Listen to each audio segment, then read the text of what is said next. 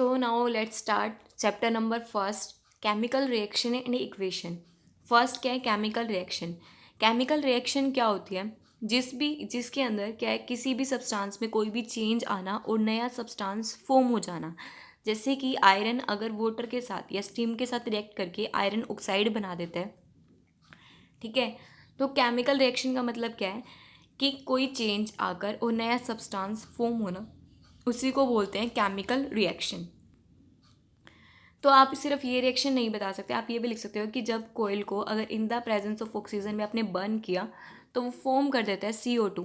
यहाँ पर नया सब्सटेंस फॉर्म हो रहा है, एलिमेंट के अंदर कोई चेंज आ रहा है, तो यही हमारी क्या होती है, केमिकल रिएक्शन होती है। उसके बाद रिएक्टेंट क्या होता है और प्रोडक्ट क्या होता है।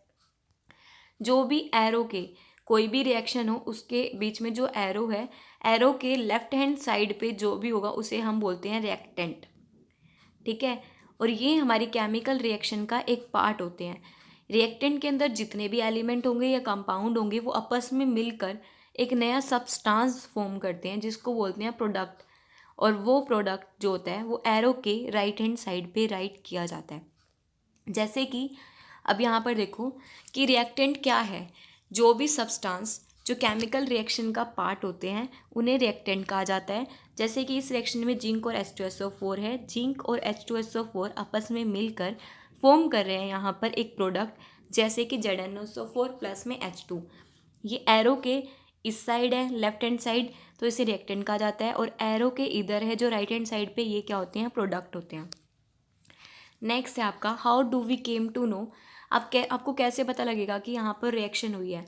अगर किसी भी एलिमेंट्स या किसी कंपाउंड के अंदर रिएक्शन को पता लगाना है तो उनमें क्या होगा, सबसे पहले उनकी स्टेट चेंज होगी। पहले अगर वो लिक्विड स्टेट में थे, बाद में अगर वो गैसियस स्टेट में हो रहे हैं, उनकी अगर स्टेट चेंज हो रही है तो इसका मतलब क्या है, यहाँ पर कोई रिएक्शन हुई है। या फिर अगर उनका कलर चेंज हो रहा है या फिर उसमें से कुछ गैस निकल रही है, कोई हाइड्रोजन गैस निकल रही है, तो ऑब्वियस है कि वहाँ पर भी क्या है, कोई रिएक्शन हुई है। या फिर उनका जो टेम्परेचर है पहले अगर -10 था, बाद में 100 डिग्री सेल्सियस हो रहा है, तो इसका मतलब क्या है, वहाँ पर कोई रिएक्शन हुई है। तो यही 4 पॉइंट्स आपको बता सकते हैं कि यहाँ पर कोई रिएक्शन हुई है। उसके बाद केमिकल इक्वेशन क्या होता है। केमिकल इक्वेशन का मतलब क्या है, किसी भी रिएक्शन को केमिकल सिंबल्स और फॉर्मूले की फॉर्म में लिखोगे, ठीक है, उसी को बोला जाता है केमिकल इक्वेशन। जैसे ही अगर आप मैग्नीशियम को बर्न कर देते हो in the presence of oxygen की प्रेजेंस में, तो वो फॉर्म करता है मैग्नीशियम ऑक्साइड, ठीक है। लेकिन आप उसको लिखोगे कैसे, सिंबल्स की फॉर्म में राइट करोगे, तो मैग्नीशियम का जो सिंबल होता है वो होता है Mg, प्लस में आप उसको बर्न करें ऑक्सीजन के प्रेजेंस में, ऑक्सीजन का सिंबल होता है O2, तो वो फॉर्म करेगा मैग्नीशियम ऑक्साइड। और मैग्नीशियम का Mg, ऑक्साइड के लिए O, मैग्नीशियम का की वैलेंस होती है +2 और ऑक्साइड की -2, तो ये कैंसिल, क्या हो गया, MgO। लेकिन आप देखो क्या ये रिएक्शन बैलेंस है, यहाँ पर मैग्नीशियम एक है, यहाँ भी एक है, ये ठीक है। लेकिन यहाँ पर 2 है ऑक्सीजन, यहाँ कितने हैं 1।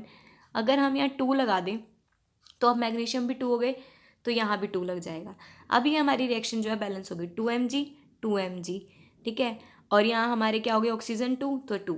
अब ये हमारी रिएक्शन बैलेंस हो गई है और हम इस रिएक्शन को ऐसे राइट करते हैं, ठीक है। नेक्स्ट है आपका कि हमारी केमिकल इक्वेशन के लिए क्या क्या चीज़ें जो ज़रूरी होती है, क्या एसेंशियल है।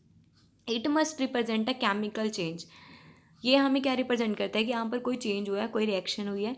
और रिएक्टेंट और प्रोडक्ट को हम लिखते हैं कैसे, सिंबल्स की फॉर्म में और फॉर्मूले की फॉर्म में। अभी आपको बताया कि किसी भी केमिकल इक्वेशन में हम रिएक्टेंट को, प्रोडक्ट को, जैसे कि यहाँ रिएक्टेंट को हमने लिखा है सिंबल में या फिर उनके फॉर्मूलेस की फॉर्म में, और यहाँ भी प्रोडक्ट को हमने उसके फॉर्मूले की फॉर्म में राइट किया।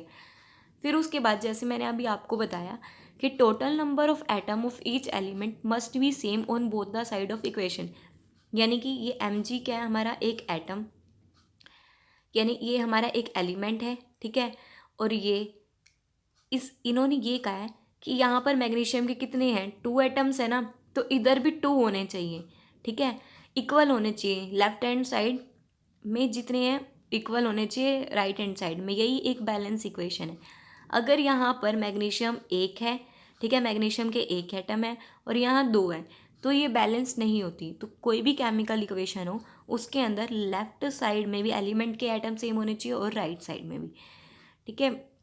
नेक्स्ट आपका ये देखो, total number of atom of each element same on both the side of equation. Equation की दोनों साइड पे सेम होने चाहिए, ये बैलेंस होनी चाहिए और इन्फॉर्मेटिव होनी चाहिए, इससे हमें कोई इन्फॉर्मेशन जो है वो ऑब्टेन होनी चाहिए। उसके बाद आप कैसे किसी भी केमिकल इक्वेशन को लिखोगे, वही है रिएक्टेंट को ऑलवेज हम रिटर्न करते हैं राइट लेफ्ट हैंड साइड पे और प्रोडक्ट को ऑलवेज राइट करते हैं हम राइट हैंड साइड पे।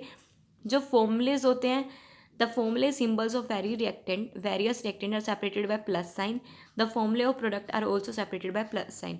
ये आपका एक प्लस पॉइंट है कि जो रिएक्टेंट है या प्रोडक्ट हैं उनको प्लस साइन से हम रिप्रेजेंट करते हैं, बीच में एरो लगता है, ठीक है।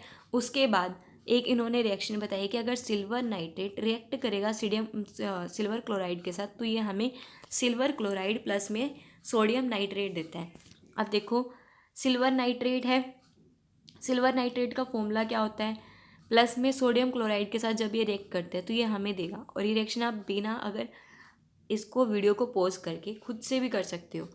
उसके बाद देखो, एक बैलेंस केमिकल इक्वेशन आप कैसे बैलेंसिंग करोगे, ये हम अब नेक्स्ट वीडियो में करेंगे।